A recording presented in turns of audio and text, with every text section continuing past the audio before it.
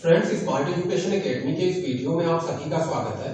देखिए, आज के वीडियो से हम लोग एथिक्स के एक नए कोर्स को स्टार्ट कर रहे हैं और इसके पीछे का कारण है कि मैंने YouTube के ऊपर एक पोल डाला था जिसमें मैंने पूछा था कि क्या स्मार्ट एजुकेशन एकेडमी को एथिक्स की कुछ नई क्लासेस को स्टार्ट करना चाहिए जिसमें कि एथिक्स का कंप्लीट कोर्स करवाया जाए। तो आप में से 92% लोगों ने कहा कि आपको एथिक्स की क्लासेस की जरूरत है।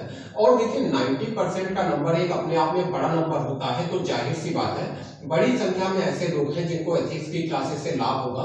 तो इसी चीज को ध्यान में रखते हुए मैं आज ये एथिक्स का कोर्स स्टार्ट कर रहा हूँ। देखिए, ये जो अपना एथिक्स का कोर्स है इसको हम लोग बेसिकली 2 बुक से कवर करेंगे और ये दोनों ही बुक्स बहुत अच्छी हैं। आपको पता है अभी कुछ दिनों का मैंने गैप लिया था, तो उस गैप में मैंने इन दोनों बुक्स को अच्छे से पढ़ा है और ये बुक्स आपकी काफी अच्छी बुक्स हैं। इनमें से एक बुक को जो है खुद एक आईएएस ऑफिसर ने लिखा है जिनका नाम है डीके बालाजी, आंध्र प्रदेश कैडर के ये आईएएस ऑफिसर हैं, इनके द्वारा लिखी गई बुक है।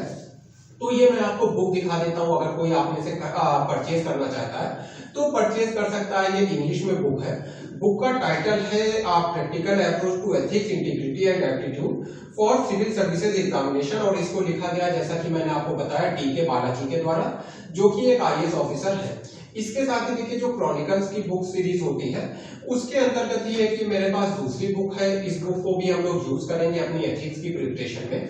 और देखिए, जब ये 2 बुक आपकी प्रिपेयर हो जाएंगी तो इसके बाद मेरे हिसाब से आपको किसी भी अलग अन्य सोर्स की जरूरत नहीं है। बस आप करंट अफेयर के साथ अपने को अपडेट बनाए रखें और आपका जो एथिक्स का कोर्स है वो कंप्लीट हो जाएगा। इसमें से देखिए, क्योंकि एक बुक तो खुद एक आईएएस ऑफिसर ने लिखी है, जाहिर सी बात है उनके पास एक अच्छा अनुभव होगा प्रैक्टिकल भी और इसके साथ ही एग्जामिनेशन का भी। तो यहाँ पर जब हम लोग इन 2 बुक्स को कवर कर देंगे तो आपका कोर्स कंप्लीट हो जाएगा। इसके साथ ही देखिए, जो हिंदी मीडियम के स्टूडेंट हैं, मैं समझ सकता हूँ कि उनको जो ये इंग्लिश की बुक्स हैं उसको समझने में बहुत ज्यादा प्रॉब्लम आती है, तो कोई प्रॉब्लम की ऐसी बात नहीं है।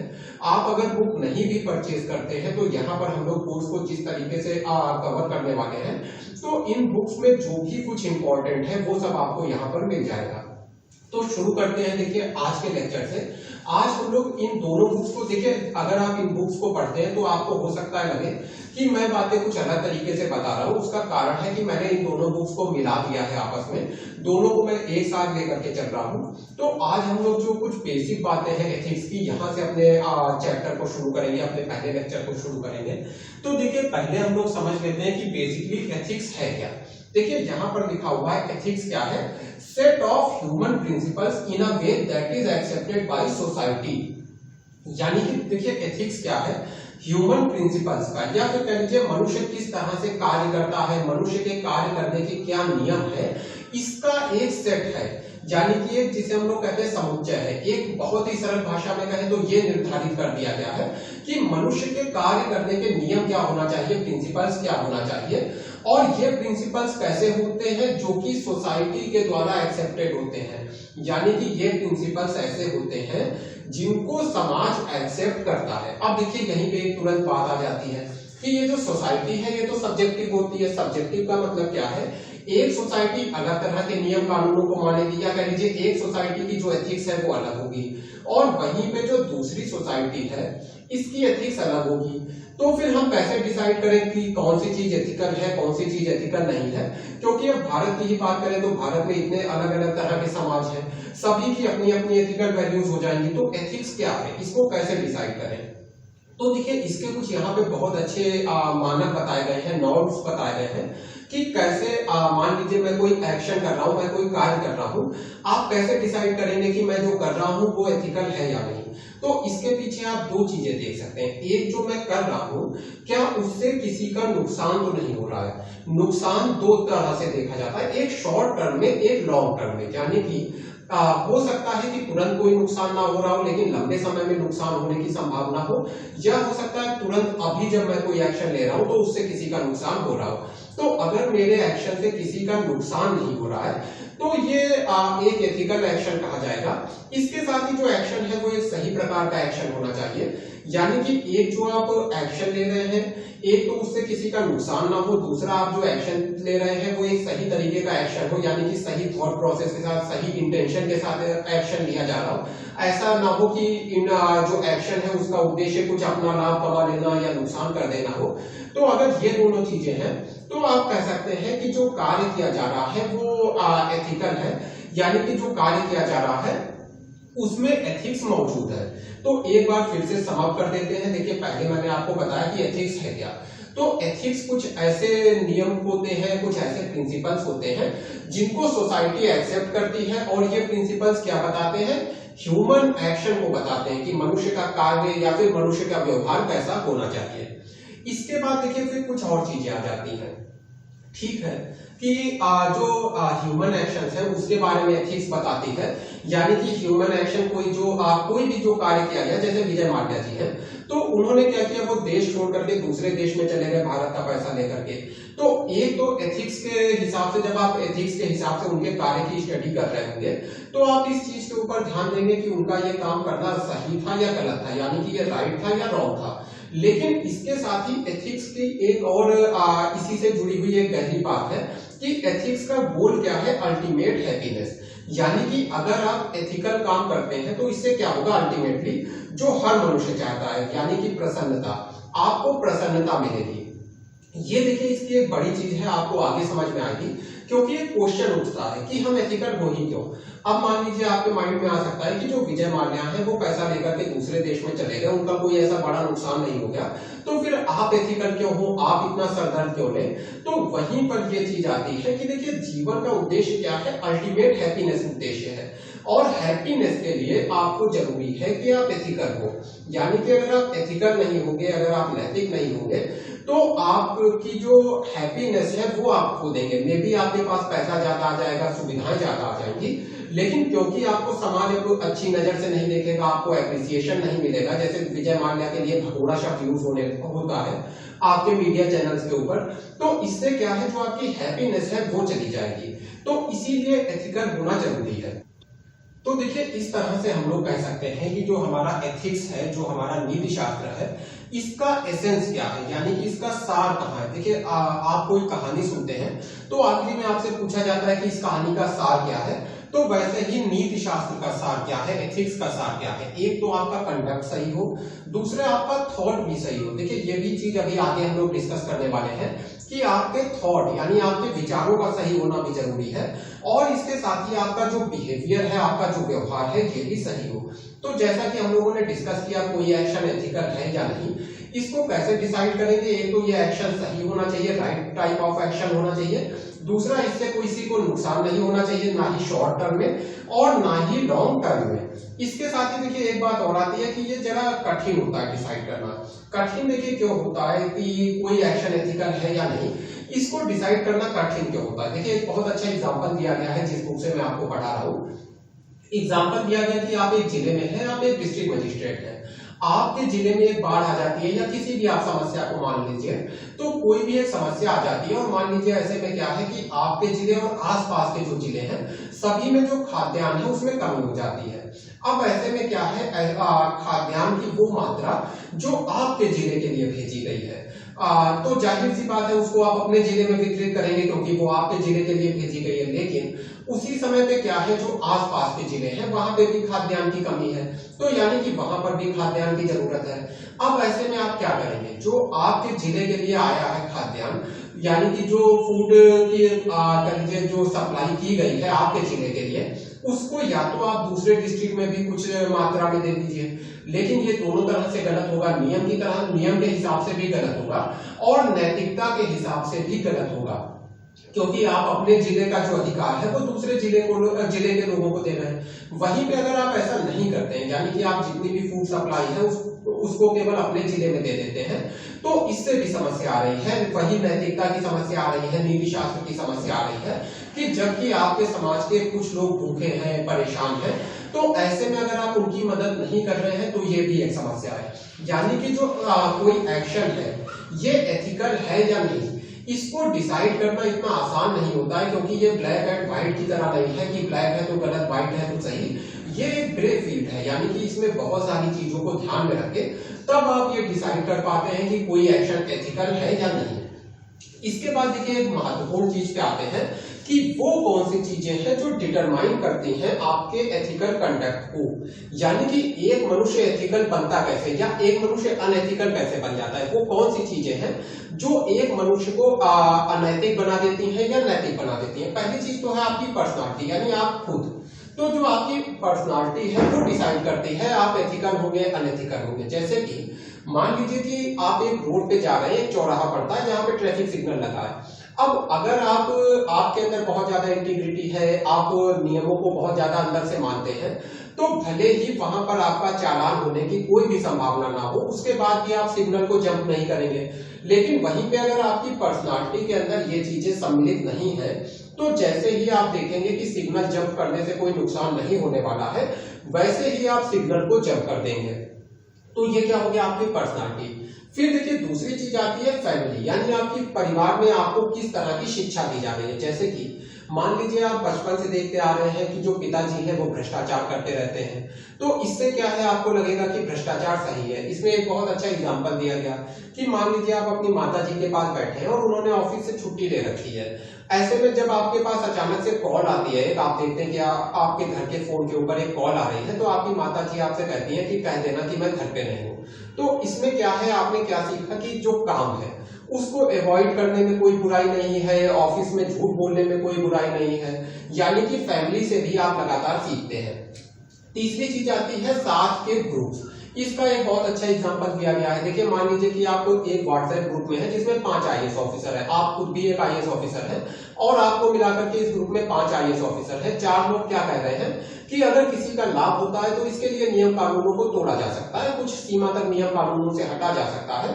तो यानी आपके जो आसपास के लोग हैं, जो आपके साथी लोग हैं, वो कह रहे हैं कि कुछ सीमा तक नियम को तोड़ देने में कोई बुराई नहीं है। तो ऐसे में आप जो 5वें व्यक्ति हैं, हो सकता है शुरू में आप ऐसा ना मानते हो, लेकिन बाद में आप अपने इन साथियों से कन्विंस हो जाए जिनके साथ आप व्हाट्सएप पे लगातार डिस्कशन करते रहते हैं ग्रुप में। तो ये होता है पीयर ग्रुप का प्रभाव, यानी कि आपके जो साथ के लोग हैं वो आपके ऊपर बहुत ज्यादा प्रभाव डालते हैं। और इसको देखिए इसीलिए हम लोगों को क्या ये भी कहा जाता है कि जैसी संगति वैसी रंगति। ये क्यों कहा जाता है कि ये जो आपका पीयर ग्रुप है, ये आपका जो एथिकल कंडक्ट है, जो आपकी मोरल वैल्यूज है, इसमें परिवर्तन ला देगा। फिर देखिए इसके बाद अगला आता है एपिसोडिक इवेंट्स। तो ये एपिसोडिक इवेंट्स क्या होते हैं? देखिए कुछ चीजें ऐसी होती हैं जो जीवन में अचानक से हो जाती हैं और ये हमेशा नहीं हुआ करती हैं। जैसे कि आपने सुना होगा एक डाकू था अंगुलीमाल, इसकी कहानी भारत में बहुत ज्यादा फेमस है। तो अंगुलीमाल की कहानी इसलिए फेमस है कि ये लोगों की उंगलियां काट लिया करता था, यानी कि हत्या में ये एक्सपर्ट था।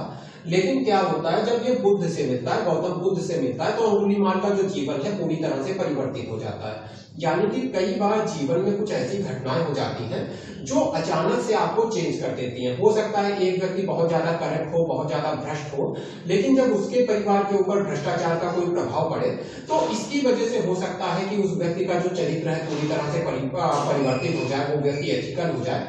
अब देखिए यहाँ पर मैं आपको एक सजेशन दूंगा कि यहाँ पर आप अपना कोई एक्सपीरियंस इस तरह का जरूर याद करिए जिसने आपको चेंज किया हो, क्योंकि इस तरह के जो क्वेश्चन होते हैं मैंने देखा है यूपीएससी अक्सर आपसे आपके एक्सपीरियंस के बारे में पूछ लेती है कि इसके बारे में आपका क्या एक्सपीरियंस है। अगर मैं अपना एक्सपीरियंस कहूँ तो मैं बता सकता हूँ, देखिए कि एक टाइम था जब मैं प्रिपरेशन कर रहा था, तो मेरी जो ऑप्शनल की फीस थी, उस समय मेरा ऑप्शनल पब्लिक एडमिनिस्ट्रेशन हुआ करता था, तो मैंने पब्लिक एडमिनिस्ट्रेशन की फीस दी थी। लेकिन जो कोचिंग इंस्टीट्यूट था उसने मुझे पब्लिक एडमिनिस्ट्रेशन उस तरह से नहीं पढ़ाया जिस तरह से उन्होंने वादा किया था।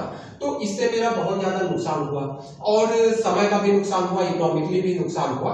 तो ये एक एपिसोडिक इवेंट था, लेकिन इसने क्या किया, मेरे अंदर एक बड़ा चेंज लाया, क्योंकि मुझे ये फील हो गया कि जब आप किसी के साथ अनएथिकल करते हैं तो उसके लिए साइकोलॉजिकली, इकोनॉमिकली ये बहुत ज्यादा कठिन होता है। तो इस तरह से इस एक्सपीरियंस को मैं अपने यहाँ पर बता सकता हूँ, अगर मुझसे पूछ दिया जाए बाई चांस, चाहे इंटरव्यू में या फिर एथिक्स के पेपर में, कि आपका क्या एक्सपीरियंस है जिसने आपको चेंज किया, तो मैं अपना ये एक्सपीरियंस बता सकता हूँ। तो इस तरह से आप भी अपना कोई एक्सपीरियंस तैयार कर लीजिए और देखिए ये मत सोचिए दूसरे का एक्सपीरियंस रट्टा मार दिया जाए। अपने माइंड पर थोड़ा सा जोर डालिए, आपको निश्चित रूप से ऐसी बातें याद आएंगी जिन्होंने आपको चेंज किया है।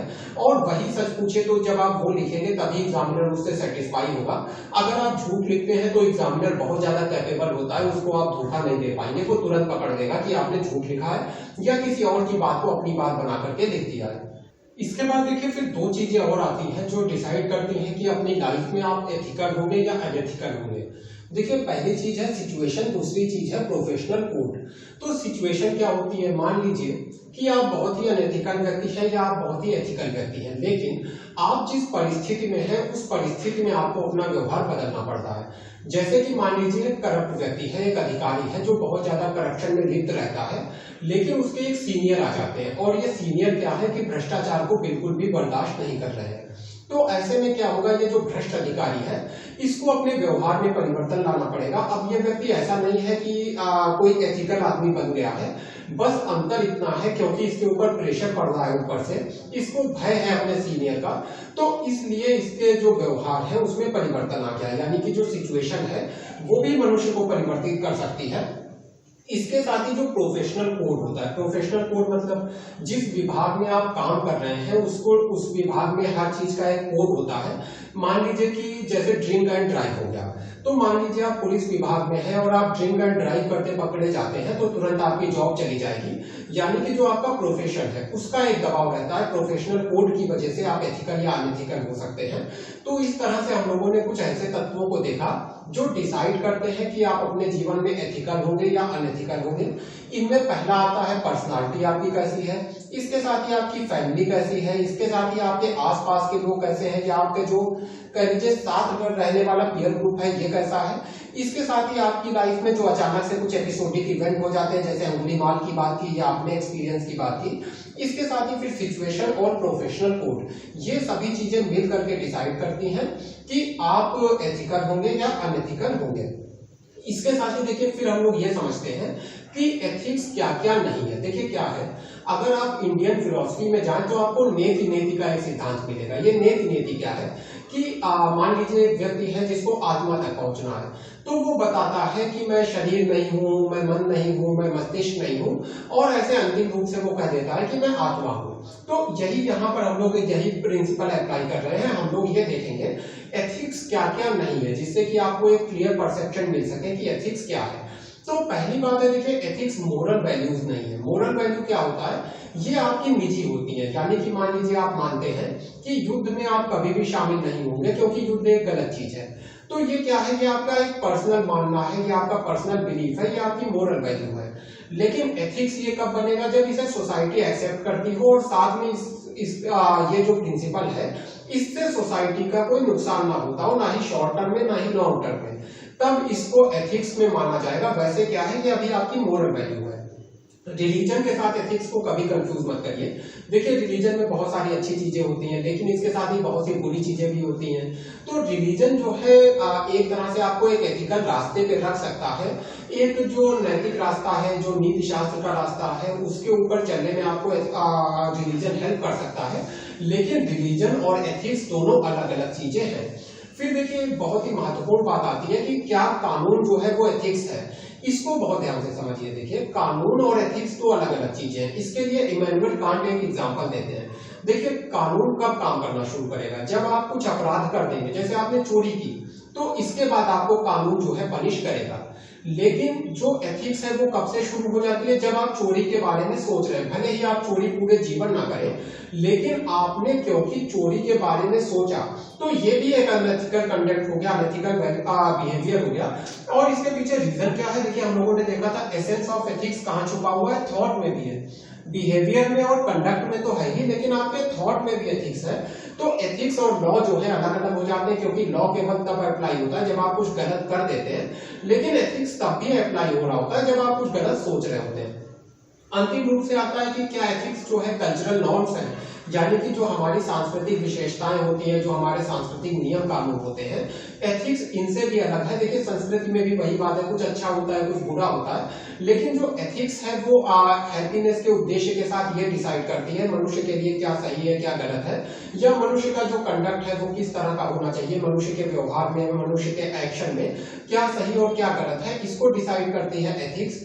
जबकि आपका जो कल्चरल नॉर्म्स है वो कल्चर के द्वारा डिसाइड होते हैं, यानी आपकी जिस तरह की संस्कृति है, जिस तरह की कल्चर भी देखिए क्लाइमेट वगैरह से काफी कुछ डिटरमाइन होता है। तो यानी कि जो कल्चर है वो एक अलग तरह की चीज हो गई और जो एथिक्स है वो अपने आप में एक अलग तरह की चीज, एक अलग विषय हो गया।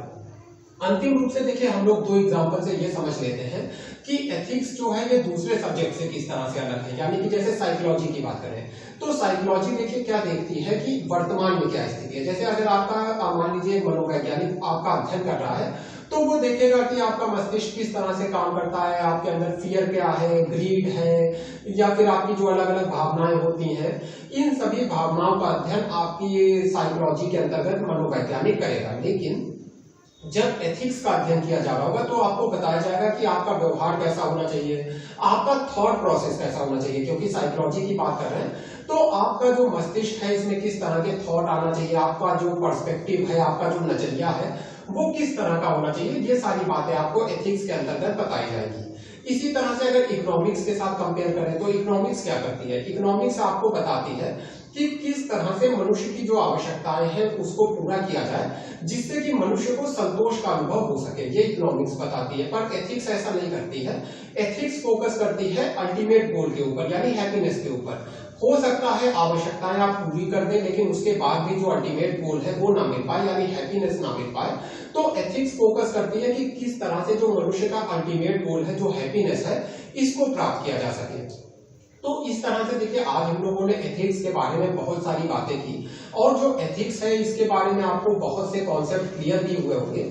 और क्योंकि हम लोग 2 बुक्स एक साथ लेके चल रहे हैं, इसके साथ ही जो मेरे अपने एक्सपीरियंसेस हैं, जो मेरी अपनी नॉलेज है उसको भी मैं आपके साथ शेयर कर रहा हूँ, तो आपको एक कंप्लीट व्यू मिल रहा होगा।